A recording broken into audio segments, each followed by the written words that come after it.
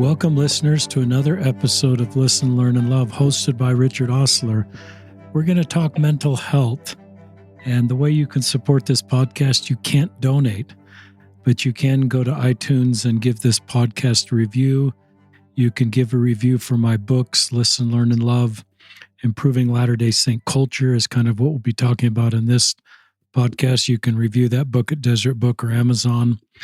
And I'll link to that book in the show notes that has topics we're covering. One of the topics is mental health.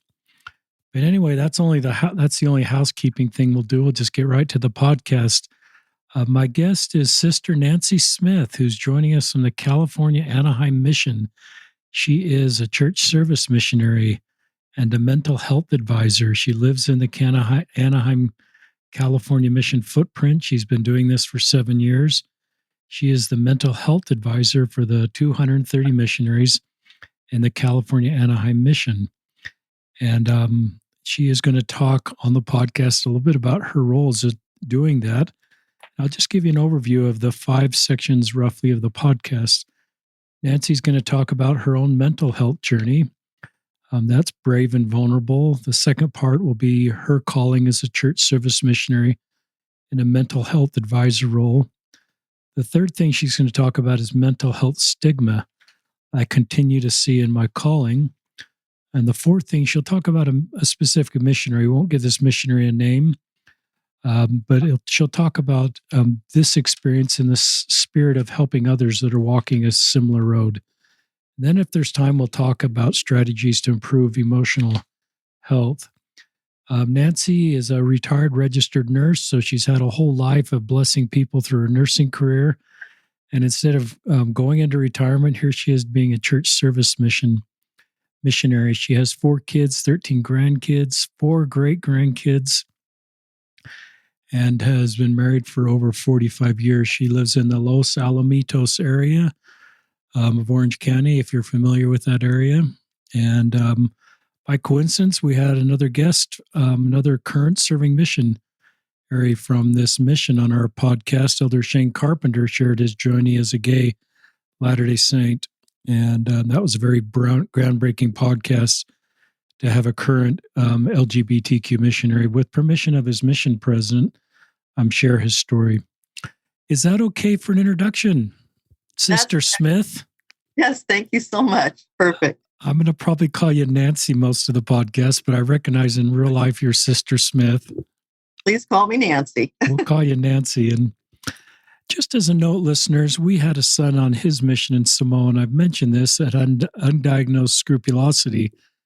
And he was in a really dark place, and it was somebody like Nancy, in this case, Becky Edwards, that was doing what Nancy's doing and was able to walk our son, a huge answer to our prayer, out of darkness and into light and hope. So this is sacred work that Sister Smith and others are doing around the world to help our full-time missionaries work through mental health challenges. And I don't want to do too much talking here, but sometimes those are undiagnosed. We saw none of this in our son who had undiagnosed scrupulosity. It reared its ugly head and attacked the things that were most important to him as he wanted to be out serving a missionary. And you may touch on that. So without any more of me talking, let's get you talking, Nancy.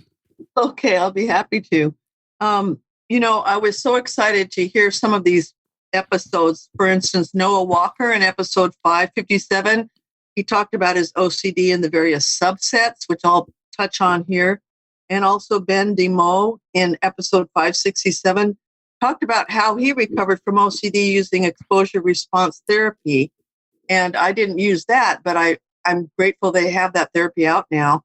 And then Cassidy Lundgren in episode 575, she talked about her struggle with scrupulosity and depression. And I started thinking, wow, I'm not the only one out there. So I'm grateful that we have this podcast to turn to. Thank you so much. I would like to share my mental health journey because it really has made me be the person I am today. It sounds kind of crazy to say that, but it really has done that for me. And I'd like to share it with you. It's the mental health journey about obsessive compulsive disorder, which is OCD. And it's really strange because it started when I was about 12 years old. And sometimes if you study about OCD, you see that sometimes it does, like you say, rear its ugly head at certain times in development, like puberty, 12 years old. And then it hit me again after the birth of a baby. Again, that's hormonal. So sometimes that's what happens. So I was 12. I don't remember much about it except that I was doing repetitive behaviors, which my parents thought was very odd. So they quickly got me into a child psychiatrist. And I only remember having problems with it for one summer when I was 12. And then it seemed like it went away. And I call it that my symptoms went underground, okay, because they were just underground. And then from the ages of 12 to 23, absolutely normal. I came from a great family. Just everything was pretty much normal in my life. There was no problems there. So everything was great until the age of 23. Well, actually, I joined the church when I was 23. I was a convert from another religion.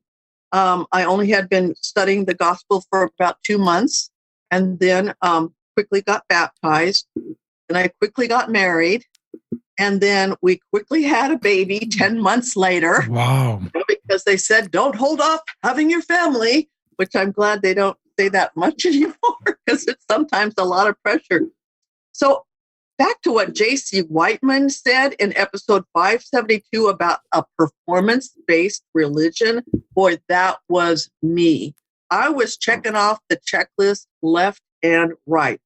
Over the pulpit, they would say, this is, again, back in the 70s. They don't do this as much anymore, thank goodness. But it was like, grow your garden, get your food storage, say yes to every calling, share the gospel, go to the temple. The list went on and on. Remember that?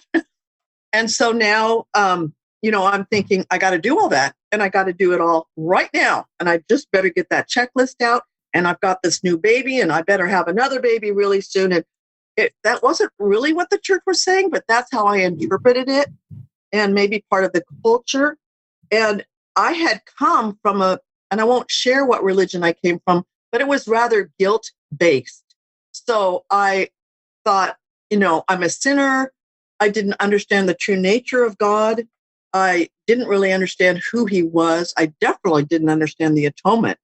And so this all kind of played into what happened, because the straw that broke the camel's back was when Sarah, our oldest daughter, was 9 months old. And she, was a good little baby, but I thought I was pregnant with a second child. And she was only 9 months old. Now, some people do that. That's great. But for me, that was the straw that broke my emotional camel's back. And the weirdest thing happened. My symptoms were obsessive thoughts, mostly scrupulosity, and compulsive acts. And so the first symptom was a compulsive act. And what happened was I thought, I'm pregnant. I need to take care of my baby that's inside, so I better take my prenatal vitamin. So I walked over to the cupboard, and I opened the cupboard up and looked at the bottle, and it said, prenatal vitamins. And I took one and put it back in the cupboard and closed the door. And then my mind started saying, was that prenatal vitamin, or was it something that could hurt my baby? Wow. I had better check again. So I opened the cupboard, went through the whole thing, and I did this multiple times. I did not know what was happening. I was scared to death, but I felt compelled to do it. Otherwise, the anxiety got worse. So I didn't know what was happening. It was very strange. And things like that kept happening. I want to pause here and just say that there really are about 4 overall categories in OCD. The first one is concern about germs and contamination. I did not have that.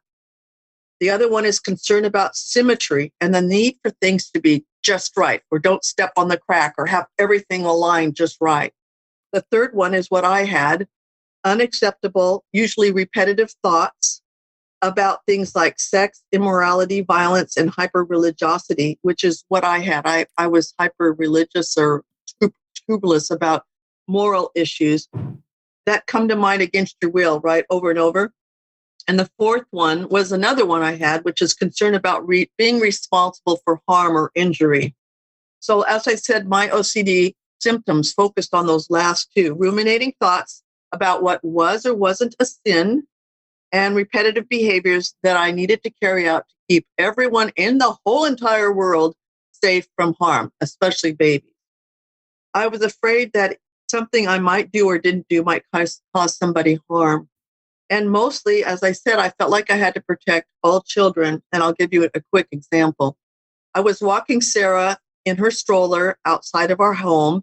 I had barely left our home when I saw a nail on the sidewalk.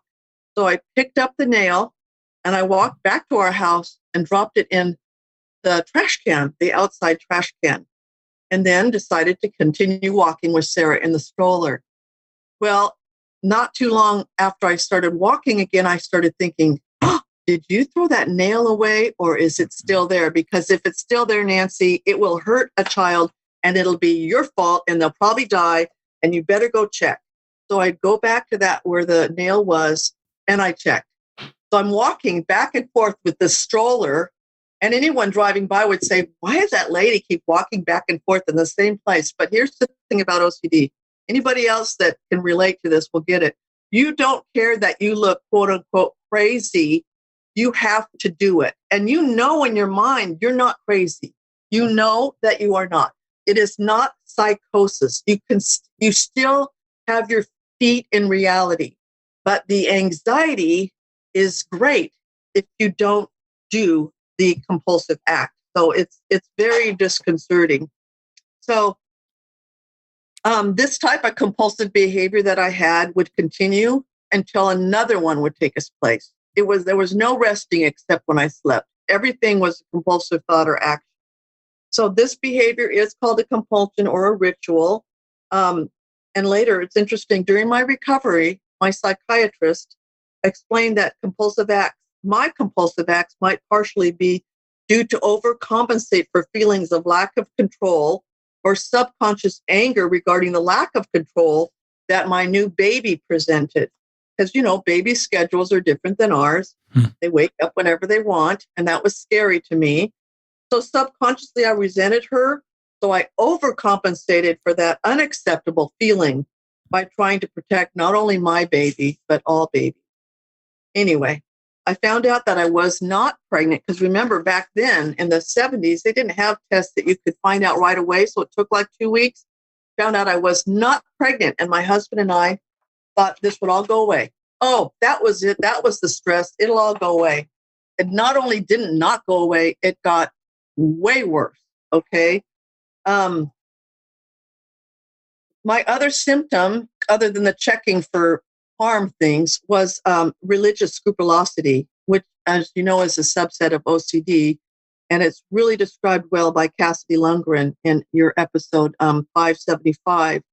And so scrupulosity can often involve religious or moral obsession. So my religious background, as I said before I joined this church, was very guilt-driven. So I didn't know the true nature of God. And as a convert, I didn't understand the atonement or how it worked. So I would think obsessively about every sin that I committed before I was baptized to make sure I had confessed them. And it got really weird because if I borrowed like a pen to write something down from someone, I felt compelled once I gave it back to ask them over and over if I gave them their pen back, because if I didn't give them their pen back, that would be stealing, and that's a sin, and I'm going to go to hell. So luckily, my psychiatrist helped me with that pretty soon on, because he said, write a note that says, let's say her name was Betty. Nancy gave Betty her pen back, and then I would have Betty sign it. And then I would go to Betty and say, Betty, I know this is ridiculous. I'm so sorry. But if I don't give this note to you, I might be bugging you. Could you please sign this note?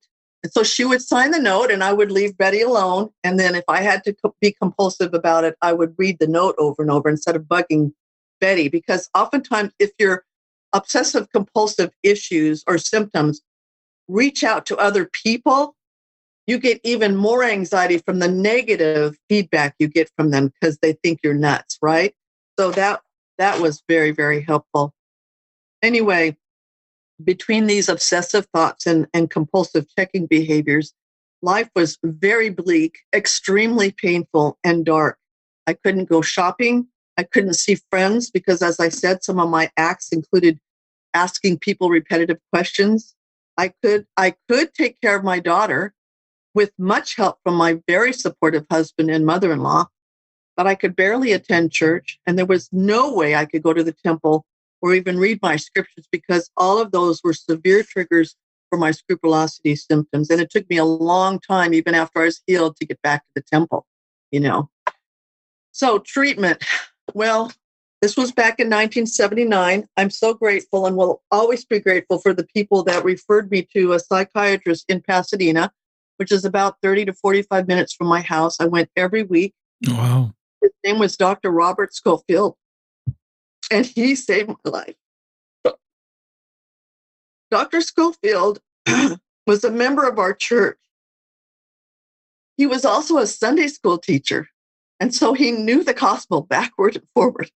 And I know that it wasn't a coincidence that I went to him because he helped to heal me, not only emotionally, but spiritually. I'm so grateful for him. And I'm so thankful for the people that referred me. There's different therapies that are used for people with OCD. And what I was introduced to was talk therapy, which includes cognitive behavioral therapy. That's what we use. A subset of that is exposure and response prevention therapy, or ERP, which was not my treatment at the time, but it was well described by Ben Dilmo in episode 567. So CBT was my treatment, and he included in it tools that would help me decrease the amount of time I would spend in behaviors or compulsive thoughts. For example, I told you about the pen and how instead of asking them over and over, I would write it down. Little tools like that he taught me I wouldn't even have thought of myself. So that was helpful. He said, no what ifs are allowed. And you'll see with people with OCD, a lot of their concern is about lack of control, wondering about the future. We all fear the future in some way or another.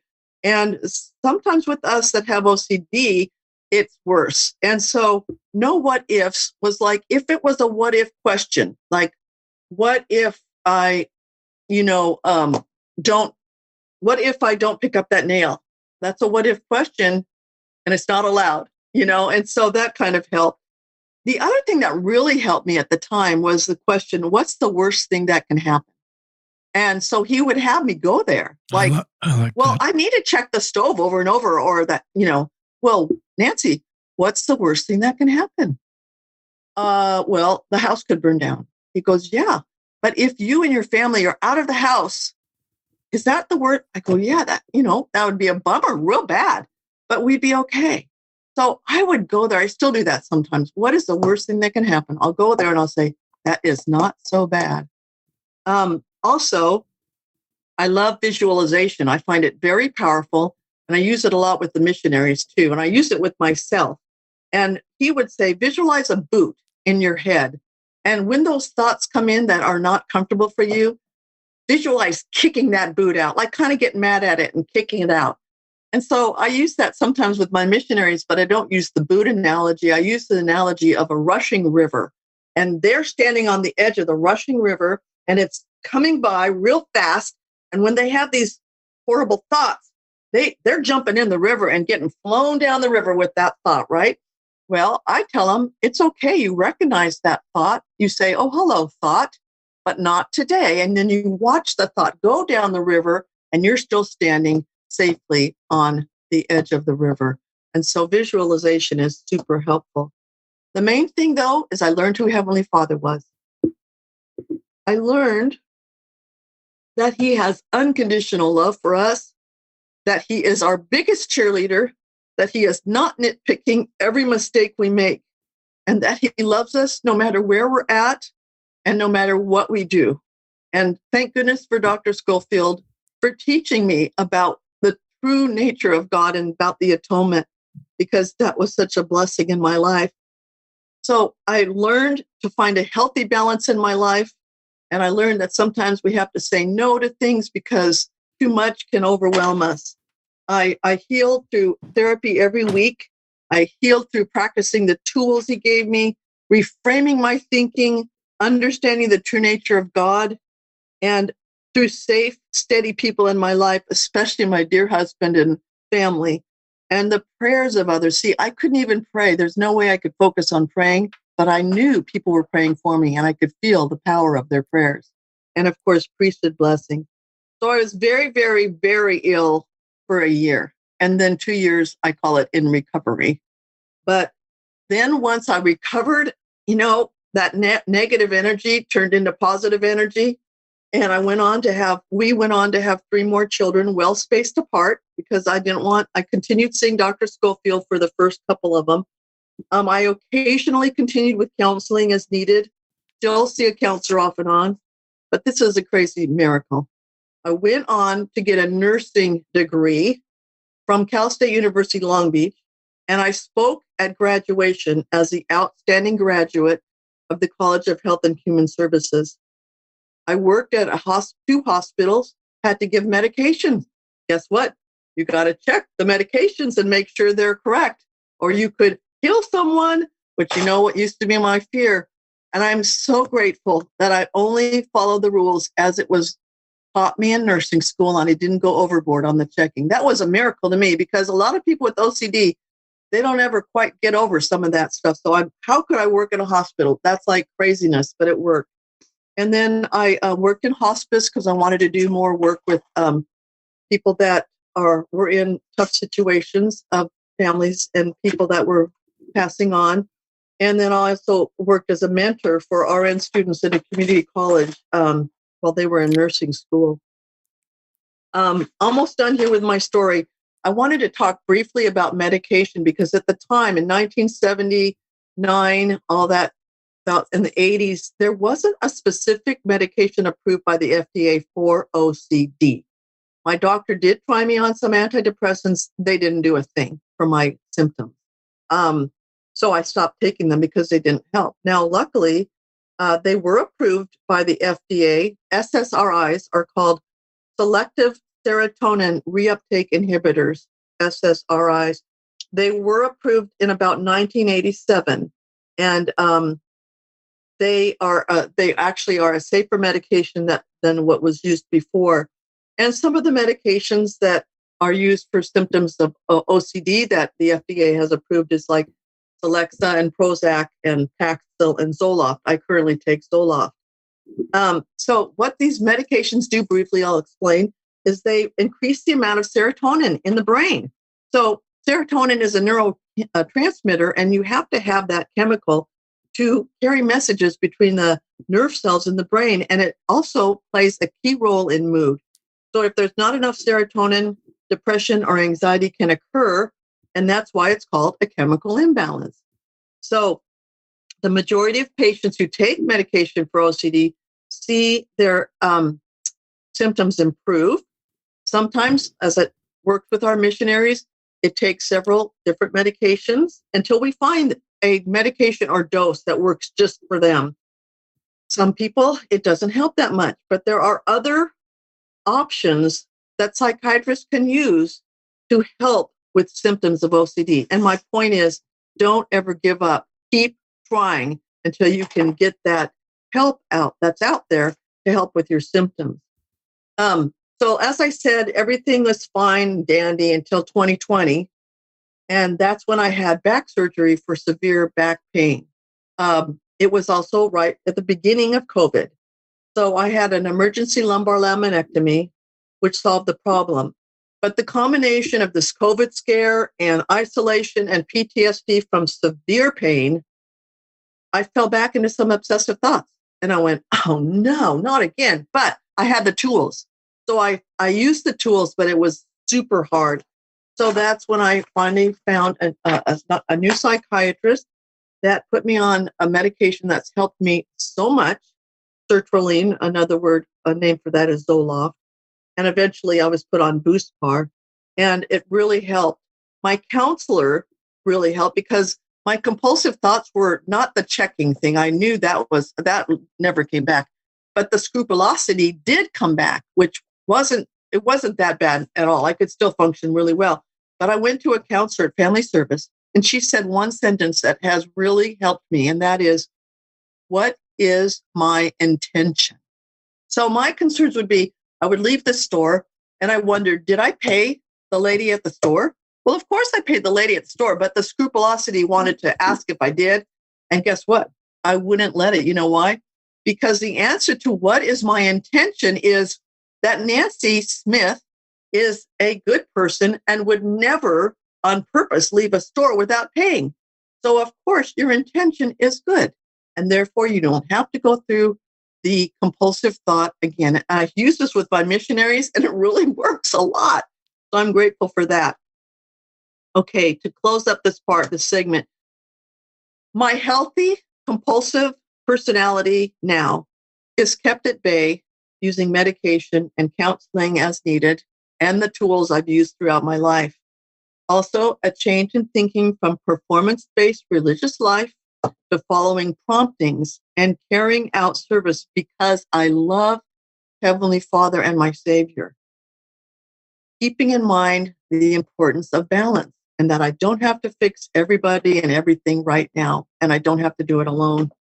I still have an obsessive personality, but I let it work for me now. So I've been able to harness that negative energy I had when I had active OCD symptoms into healthier and more balanced activities. So that's the end of my first segment. Do you have any thoughts or questions? That was just terrific. Thank you for being so honest and vulnerable. You have a lot of gifts. One of the gifts is being on this road for a long time. And then you have the long view of this to be able to help others that are just realizing this is their road. So let's just move on. Okay. So I want to share a little bit what I do in my calling as a church service missionary and mental health advisor role. And in missionary medical, when I called them today in Salt Lake, they said that there's different people that carry on this role, but I really would hope that they're doing something like this because we've seen such an improvement in the mental health in our mission. So what I do is I check the pre-mission history for the missionary prior to them entering. So if I see anything on there that said they had a pre-existing condition of panic attacks or they're on medication or they used to be on medication, I flag that.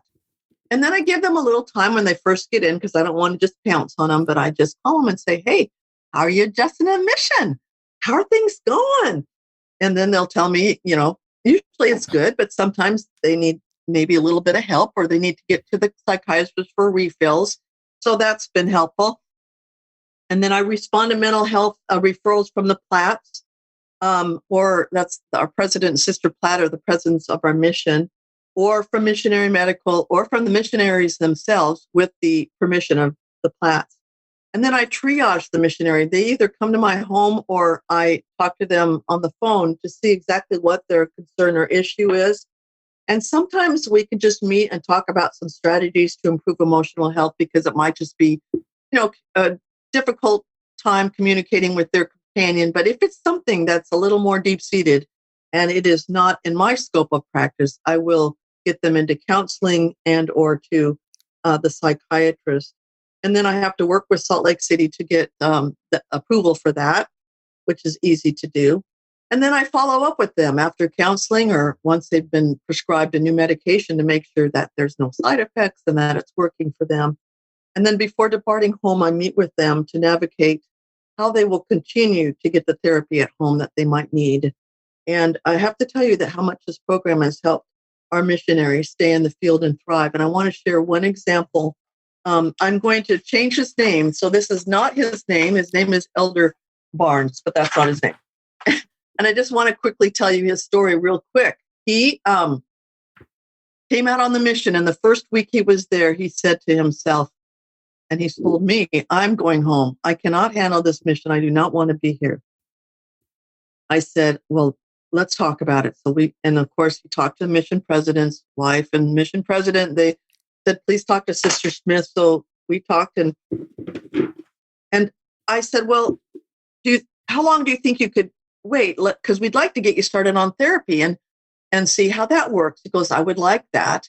And so we got him right into therapy, and the therapist and he and I all talked and decided that it would probably be a good idea to get on medication, because this is definitely something that had been prior to his mission that he hadn't addressed really. But anyway, so he came back from a one session of counseling, said, okay, Sister Smith, I'm going to give it one more week. And then after that, I'm going to go home. I said, absolutely, Elder. If you need to go home, then we support you 100%. So this went on for a couple more weeks, and I'd check in with him, and he'd say, well, now I think I'm going to give it 2 weeks. And he'd started on the medication, so it was just starting to kick in, because sometimes SSRIs take a while to kick in. And so I guess it was after about 2 months, and I'd been checking in with him weekly, right? We are on the phone a lot. He finally said, I was waiting for this to happen, and luckily it did. I said, okay, do we need to set another 2 weeks? And he goes, are you kidding, Sister Smith? He goes, I love my mission. I'm staying. There's no way I'm going home. I'm doing so much better. And this is why I keep staying. I tell everyone, they say, why are you still doing this calling? Let me tell you this story. And so it's just so cool to see that happen, where these missionaries come in and they maybe had some problems before. They didn't know they had problems. We got help for them. This great team of family service counselors and our psychiatrists and the Platts and other missionaries supporting them and their families supporting them. It's just amazing to see the change. And then what happens? Not only can they stay on the mission, but they thrive as individuals. So I just kind of wanted to share that with you to let you know it's so great what happens with this in this mental health advisor role and why I love it so much. Any thoughts on that? That's great. I love that story. Yeah. Okay. So moving on to the mental health stigma, we see this a lot with some of our missionaries, and the stigma of being labeled crazy or different keeps some of them from asking for help. And this goes not just with the missionaries, but people in general. I think it's getting better now. People are, especially young people, are talking about it more openly. But the stigma of being labeled keeps some people from asking for help. There's also a lot of misinformation regarding medication, counseling, and mental health in general. So in the show notes, Richard's going to post some of these resources that I have that are actually really reliable sources for mental health, each of the kind of illnesses that there are, and medication. And that's the National Institute of Mental Health, also the Substance Abuse and Mental Health Service National Helpline, medlineplus.gov, and then, of course, the new Suicide and Crisis Hotline, which is 988, and a book that has helped me tremendously called The Power of Stillness, Mindful Living for Latter-day Saints. So those will be in the show notes. I want to share a quick story about a missionary, I will not share his name, of how he reached out for help and how it improved his life and what a journey he had. Again, I will not use his name. He was assigned initially to a mission different from our own in 2019 and just got released from our mission in 2022. That's how long he'd been doing this. So he was assigned right before COVID hit, and then he served there for a while. He had stress, he had panic attacks, he had anxiety in the MTC, and he said he, quote unquote, toughed it out. That's all he did. He didn't tell anyone he had a problem. Then COVID hit, and he was sent home for 14 months, okay? And of course, released. And that's when he hit a deep depression, and he had suicidal ideation. Well, he discovered during that time that he had same-sex attraction and that he was bisexual, which added to his depression. And he told his sister, and his sister told his mom that he was having suicidal thoughts. So the family got him into therapy. They got him to the doctor to prescribe medication, and they were very supportive, which was such a blessing. He got a little bit better, quite a bit better, and was reassigned to our mission, California Anaheim Mission. But the stress returned in the forms of perfectionism, and a little bit of still concern about his sexual identity issues. So he was referred to me through President Sister Platt, and he did get counseling, and he saw our doctor for refills of the medication he was already on. The counselor helped him. He was open with him about his same-sex attraction, and he counseled with him and with the Platts. They were very supportive. That helped a lot. But he stopped taking his meds because he thought he was having some side effects, and also he wanted to see what life was like without taking the meds anymore. But it was not good. He had a downward spiral, severe depression, feelings of wanting to kill himself, and dealt with it by staying hyper busy with no downtime to even think. So he realized, okay, he said, I have a chemical imbalance. I need to stay on this medication. It's okay, which it is okay. And so he went back to the psychiatrist that we have, and he was prescribed a couple of medications, which really improved his quality of life. Completed his mission, his mood and his self-esteem has improved. His feelings about his identity are solid. He has a huge desire to come unto Christ, to help others come unto Christ, and to help people who struggle like he did. In fact, he told me he wanted to go to medical school and become a psychiatrist because he wanted to help people. He now knows that it's okay to be imperfect, and he's still loved by Heavenly Father. And he knows that God is merciful and that God can make weak things strong, because he used to try to have to be perfect with everything. And he realizes now that he doesn't have to be. He shared with me, Ether 12:27, how the Lord can make weak things become strong. He knows he's a child of God. He knows that he still has a place, that God has a place for him along with all the other LGBTQ individuals in our church. And I'm just grateful that I had the opportunity to know this young man and to see him move through this struggle and become truly a someone that the Lord can utilize to help other people. That's a great story. I don't know if this missionary is listening, but you're a warrior and you're a hero, and your courage to come back on your mission. People around you that felt you were emotionally stable enough to do that. Then being assigned to the Platts mission. I was going to call them the Pratts, but the Platts mission. It had to be somewhat inspired, and then have Sister Smith as your mental health counselor, advisor, and being honest about your sexual orientation. That can lead to people to having increased feelings of depression and suicidality as they're trying to reconcile that. So it's kind of sometimes a perfect storm, but it can be the perfect path to healing too, as you're able to be focused on helping other people, but also taking care of yourself. And that includes some of the things everybody's taking care of themselves journey is different. Don't listen to this story and think, well, that's how I'm going to take care of myself is this way. But everybody needs to work with help professionals, work with personal revelation, work with trusted adults in your life to find your best place of healing. Some in this situation, the best path, and I know you've walked many this path, Sister Smith, would be to go home. And that would be success. And that is the right thing to do. But for others, in case of this good elder, the path was to stay and being able to process all these things. And I have to think that when you took that flight home, assuming you didn't live next door to the Anaheim mission and took a car ride home, that you were in a better place emotionally, spiritually, and just a better foundation to navigate the rest of your life, because you hit some of these things head on. And it's clear, I think everybody understands there was never an intent to change your sexual orientation through the therapy, through seeing a psychiatrist, through drugs, the medication I should use. Everybody realizes and the church teaches that's not expected to change, nor should we demand it in ourselves or others. But this is about helping you get through the emotional road you're walking and being at peace and acceptance with who you are and your identity. And I have to say, I'm glad you said that about that it's okay for them to go home, because there are a number of missionaries that do need to go home. and this is the best route for them.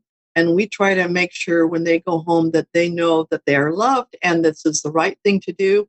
And there's no shame in doing that if they need to get help at home.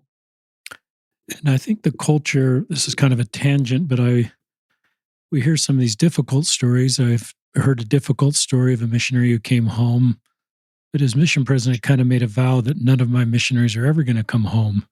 And he made that vow a promise to maybe somebody that he admired in the church or a leader in the church. And that's somehow the way he defined success as a mission leader, is no one would come home.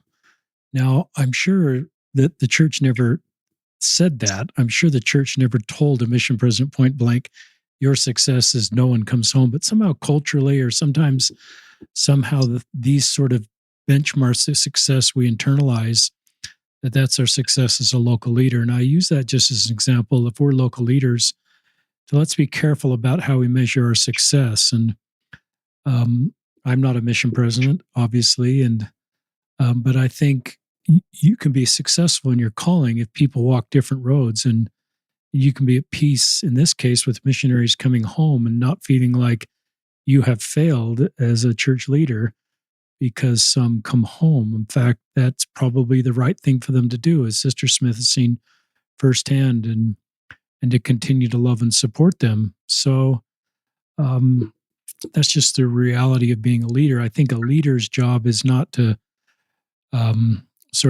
I think a leader's job is to teach principles, get the best mental and spiritual health, and let people self-determine and make their own decisions and own that, and honor their agency and kind of walk with them in the path that they feel is best for them, even if that includes coming home from their mission for any reason. Mm-hmm. Yeah, absolutely. But it's great to hear stories of people that I love these stories. It's interesting. I'm thinking of our own son, Ben, in Samoa, and he's allowed me to write about his experience. So this is a public story. When he was talking to us with undiagnosed scrupulosity, he kind of did what you did. He just said, Mom and Dad, I think I can make it 2 more weeks. And he was open about suicidality and his dark feelings. And he did tell that to his mission president, our stake president. I think missionaries, that's a good thing to do. And everybody felt he was emotionally stable enough to continue. So it wasn't just an instant being sent home because he opened up about having suicidal ideation. Right. I think we need to create a culture that it's okay to open up if you feel that way. And everybody kind of go slow and figure out, what does this mean? What is the right thing? I don't think it's an instant ticket. I don't think it's an instant decision to send someone home, but it might be.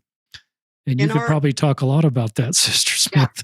Well, in our mission, we have what's called an MOQ, Missionary Outcome Questionnaire. Yes, I've heard about this. Tell our listeners about that. Yes. Question number 8 says, I have thoughts of ending my life. And the answers are rarely, sometimes, never, all that stuff. And so when they mention it, anything other than never, of course, we have to ask if they're safe. But like you said, if they feel that, we've all, I don't know, I feel like everybody's thought about it, but, are they going to act on it? If they're not going to act on it and they're safe, then, we work through that, right? I love that questionnaire exists. And I think that's a thought that, as parents, we want to know if our kids are, I think we want to create an environment, and there's obviously a questionnaire that you give missionaries. I'm not saying we should give that to our kids, but I think the principle is there that if we are a parent and we have children in our home, that we want to create a feeling that if they're having feelings of suicide or suicidal thoughts, that they're able to open up to parents or to somebody about that. And that's not going to be a bad thing. Right. And we're going to and even proactively tell our kids. Sometimes I wish I could go back and role play with my kids. Okay, kids, and I don't want to compare these two, if you mess up and look at porn, this is how I'm going to respond. If you are not straight, this is how I'm going to respond. And none of these are the same. I don't want to put them all. Or if you are feeling feelings of suicidal ideation, this is how I respond. So I sort of role play as a parent. So I think some that are nervous about opening up to parents or to local leaders, if we kind of tell in advance how we respond, Or this is how I respond if you have questions about the church, or this is how I respond if, you mess up with your boyfriend or girlfriend. Even though we have standards in our family, this is how I respond if your choices take you down a different road. So anyway, I just love that questionnaire exists. And so there's a kind of a mechanism for people to open up. It gives us a baseline for where they're at emotionally. And if it's a certain number, we know that it's something serious. And then as they get therapy, it's so fun to see the numbers go down because they're feeling less stressed, And being that I've gone through so much of what some of them have gone through, it's interesting because I'll have a few missionaries who share what's going on with them, and they might be repetitive thoughts or behaviors. And then they go, "I'm crazy, aren't I, Sister Smith? I know I'm crazy." And I can say to them, "I'll tell you what, guess what? You're not. I had those same things, and I know you're not crazy. I'll tell you why you're not crazy." And then it just takes this load off of them. They're like, "Oh, I'm actually gonna be okay," And I read this quote kind of at the end of a lot of podcasts, but I'm going to read it right now because it's so applicable to your story. It's the wounded healer. Henry Norwin writes, "A minister's service will not be perceived as authentic unless it comes from a heart wounded by the suffering about which he or she speaks. The great illusion of leadership is to think others can be led out of the desert by someone who's never been there." So part of your gift and your ministry is, and you shared that bravely at the beginning of this podcast, is your own journey with your mental health. And you're then being able to help these missionaries. And yeah, you need training, but you also have the reality you've walked this road. So it's real. And so I think that's a great thing for all of us as we're hearing Sister Smith's story is to recognize that our woundedness and our deserts, as we work through them and are hopefully able to heal from them, allow us to help others out of the similar desert. And in some ways, that gives us purpose for the difficult chapters of our life that we wished we never had. But maybe at some point, and I'm sure you're probably here, you're glad for those difficult chapters because of what it's given you the ability to lift others. I look back at those years and they really were horrible, but I'm grateful for them now because I was brought to understand God. I was brought to Dr. Schofield, who helped me understand who my Savior is. It helped me not to be, driven by guilt, but by love. And if I hadn't met him or gone through some of this, who knows when that would have occurred, and I'm just so grateful for it now. And because it gave me, I think what happened was also part of my healing was there was this inner strong woman that did not want to live that way anymore. And I'm grateful for that part of my personality because it was that part of the personality plus all the help I was getting, plus Heavenly Father's help that got me to where I'm at today. And OCD is a tricky thing because oftentimes people don't just get over it. It's still part of our lives. It's still part of my life. But as I say, I've been able to harness that negative energy and sometimes like my friends say, "Nancy, how do you do all this stuff you do?" I mean, I won't go into that right now, but it is my obsessive personality. But I've been able to take it and do a good stuff. But I have to, my good old husband, Randy, says, time to say no to that, time to say no to that, and I have to listen to him because it's true. Sometimes we have to say no and set a balance, and Heavenly Father is going to be there for us no matter what we're doing, I want to come to your last section, but I just want to mention, I've mentioned this a little bit, but in this chapter 6 of my book, Listen, Learn, and Love, Improving Latter-day Saint Culture, we do talk about mental illness and suicide. And I open up about twice in my life. I've seen a therapist, but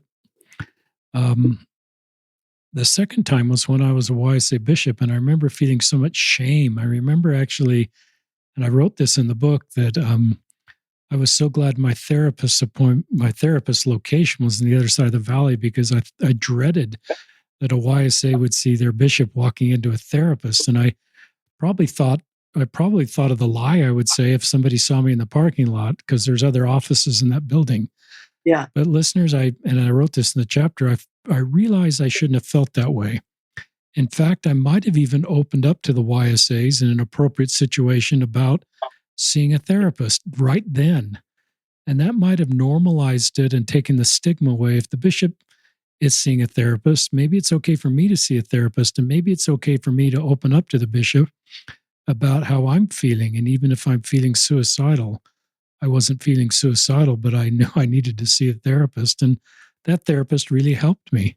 So it's just a little bit of my own story about trying to take away, I share that take away stigma and shame and recognize seeing a therapist or not being emotionally healthy did not, at least in my situation, impact my ability to be, I think, an okay bishop. And just like missionaries that are seeing therapists, like many are working with you, God can still work with you through you to bless the lives of others.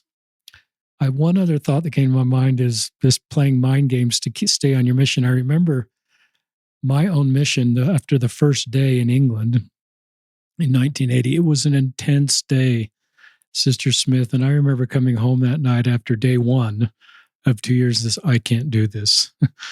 Repeating that for 520 days or 730 days, I think I did the math, was just overwhelming. And God in that night said, just do one day at a time.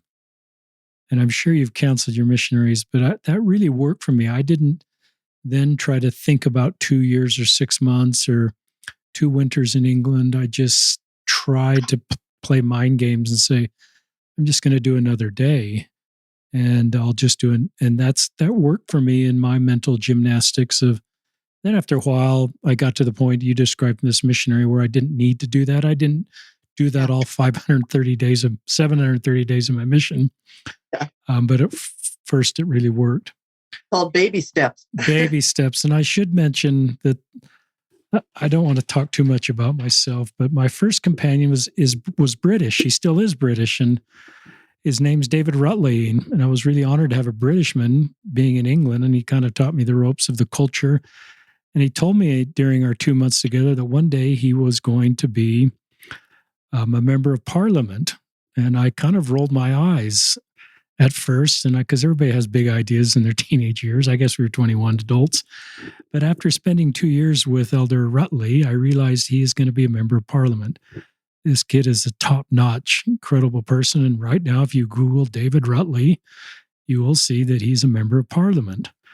And I share that if you have dreams and people like me sort of doubt you or roll their eyes, follow your dreams. Anything's possible. And he's a terrific member of parliament. All right, back to you, Sister Smith. You've got more to share. I just have one last little segment here that I hope will help all of us. It helps me a lot. And it's just a few strategies to improve our mental health. And we all could use this, all of us, no matter where we're at. One thing that really helped pull me out of my, depression and such was meditation. I love the book, The Power of Stillness, Mindful Living for Latter-day Saints, and that'll be in the show notes. It's just super helpful. And meditation is the practice of focused concentration. Usually the concentration is on the breathing, but by doing that, you're bringing oneself back to the present over and over, because much of anxiety is future focus, worrying about the future that you can't control. So it helps to calm the mind from future thinking because you're just focused on the breathing. A lot of people, young mothers, people with busy jobs, may not be able to find a lot of time to do it. But even if you could find 5 minutes a day, I use an app called the Calm app. I probably should put that in the show notes too. CALM. It helped me so much. It teaches you how to meditate. It's like all different levels of meditation there. So the Calm app really was a lifesaver for me. The second one is to exercise. Now, I don't mean that you have to run and, work out, like lift weights and do crazy stuff. I mean, just getting out and moving, getting in the sun, maybe doing a little gardening, finding something that you like to do.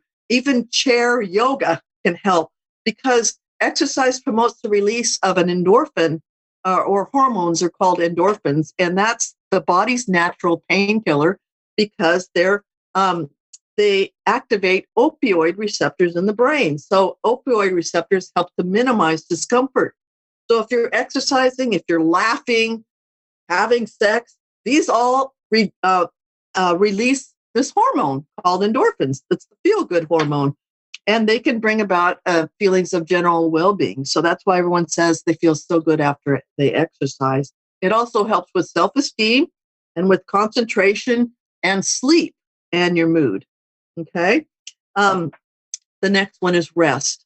Well, some people say, how am I supposed to get rest? Well, we've got to carve it out however we can and get the help we need for young moms, and we are getting the sleep we need. Somehow we've got to get the rest, because if we do that, have you ever had this thing where you sometimes feel like you have to remember something so you can't fall asleep? So what I do is I keep a notepad by my bed and I write whatever it is and throw it down on the floor so it's the first thing that I see, and then I can let it go and go to sleep. Little things like that. The Calm app has relaxation exercises to help fall asleep. So there are ways to do this.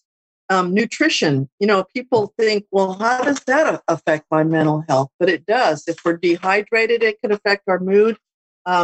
Eating a lot of sugar can make our blood sugar go high and then plummet. And that makes us, it can affect our mood. Also, complex carbohydrates such as beans, peas, whole grains, vegetables, they digest more slowly. And so there's not such a big spike in the blood sugar. And so it can create a calmer feeling than the simple carbohydrates that have a lot of sugar in them. We already talked about reducing the stigma. Again, I love sharing my story. I have absolutely no problem sharing my story about mental health because it's part of me. That's me. And I'm okay. And everybody else that needs help is okay too. So if we can all just, I know some of it's cultural. Some of our missionaries from other cultures just refuse to get help, refuse to literally. And so we work with them however we can, because of course we don't want to force them and we want to respect their views, but we need to reduce the stigma so that people can get the help they need. And when they do, they realize this isn't so bad. I had a couple missionaries recently who did not want to go on medication because they'd been told their whole lives by their parents, that's for weak people, blah, blah, blah. And, that kind of gets my blood boiling. But anyway, I love these people and I love their families. But they finally decided they couldn't handle it. They needed to get on meds because their depression was so severe. And sure enough, we baby stepped them onto meds, real low dose. And now they're at a therapeutic level. And it's like, okay. So reduce the stigma. And then the next one, ask for help. If we live with someone, a friend, or we know we have a friend that's going through a difficult time, we can provide support. So maybe they are so depressed they can't hardly get out of bed. So we can maybe be the one to help find the reliable resource that can help them with their struggles. Just like someone found Dr. Schofield for me when I couldn't do anything. Even if we don't know how to relate to what they're going through, like with me, with asking someone over and over, if I gave them their pen back, if we validate that their pain is real, this can be an important step in finding understanding and healing. We need to validate because we don't understand it, but we love them and we want to help them. So I understand you're struggling right now. What can I do to help? Instead of, what? Are you crazy? You know what I mean? So we all get discouraged, sad, that's just part of life. But if things are getting too much for us and we feel like we can't cope, or even before we get to that level, we need to reach out for help. And, LDS Family Service provides counseling, and all you need is to meet with your bishop and get a referral. And then once that referral goes through, which is usually pretty quick, you're able to go to family service.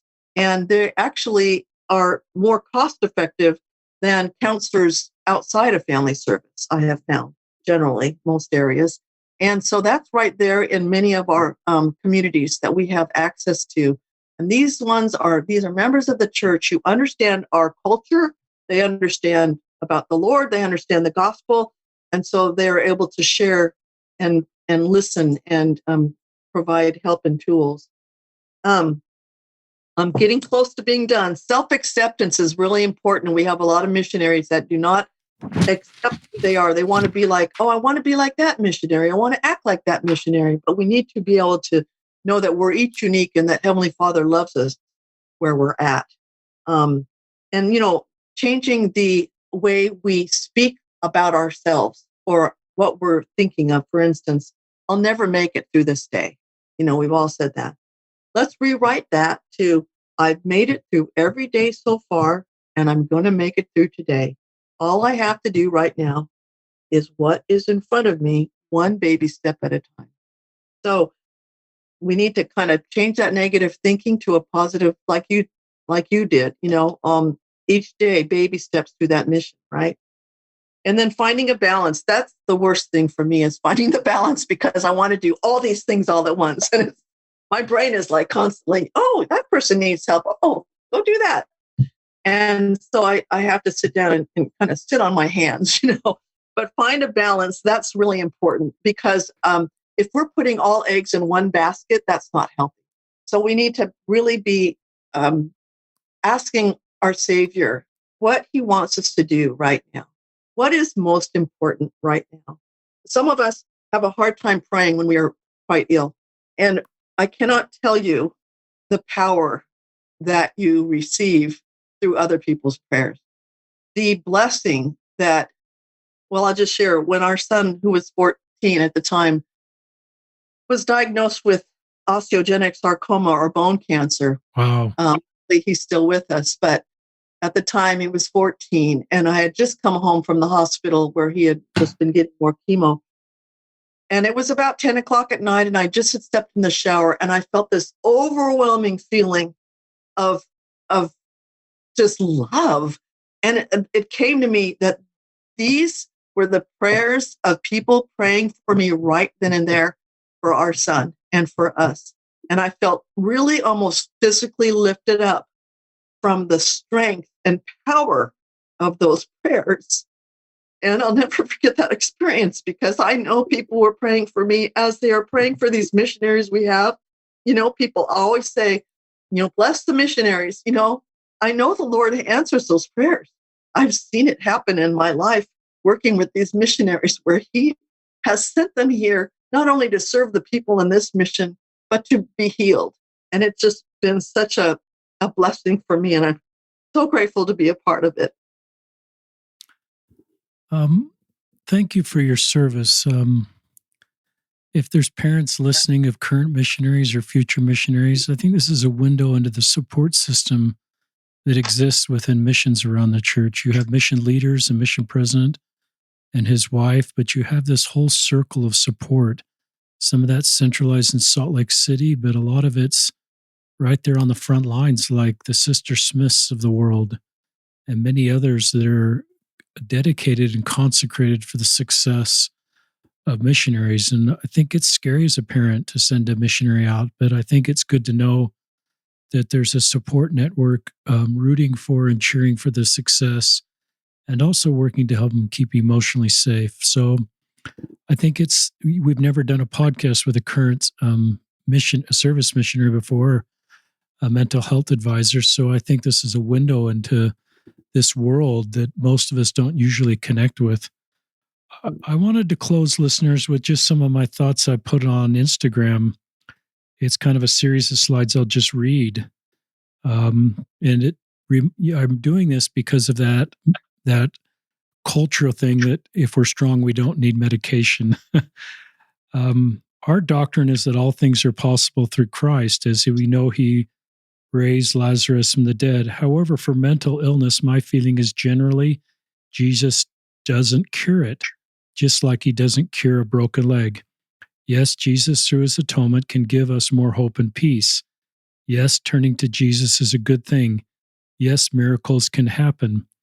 I worry if we tell someone with a mental illness to solve it by turning to Jesus and practicing more religious effort, we are putting it all back on them to solve it. We don't ask this to someone with a broken leg, so I don't think we should ask to someone with mental health challenges. Just like we turn to a doctor for a broken leg, we need to turn to therapists for mental illness. I also worry as the mental illness continues, even with more religious effort, one falsely concludes Their heavenly parents do not love them and they are broken. That something is missing in their religious activity formula, leading them to try harder, leading to more shame and feelings of brokenness. I also worry invoking Satan into discussion around mental illness creates a feeling this is a spiritual issue. Yes, Satan is real, but I don't think Satan causes mental illness or prevents its cure, just like Satan doesn't cause a broken leg or prevents its healing. I do believe that Satan can reduce hope, increase shame, and keep us from reaching out to the path of healing.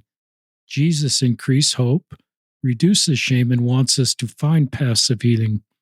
I hope and say we do things to help others and ourselves be more open to therapy for mental illness and not just messages of just be more faithful.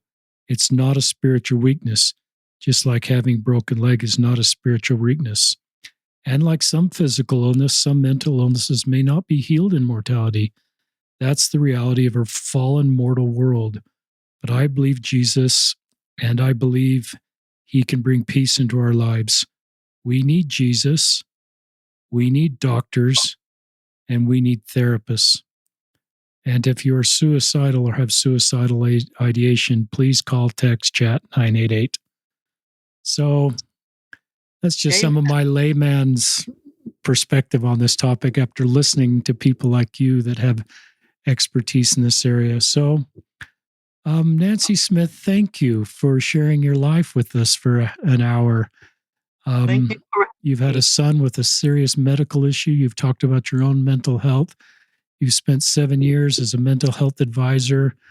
My feeling is there are hundreds and hundreds and hundreds that are blessed. And not only have you blessed them, but you've given them tools to bless others because they see how this works in their lives. They want to, at a really teachable point in their life, take what they've learned and share it with others. So the effects of your service ripple.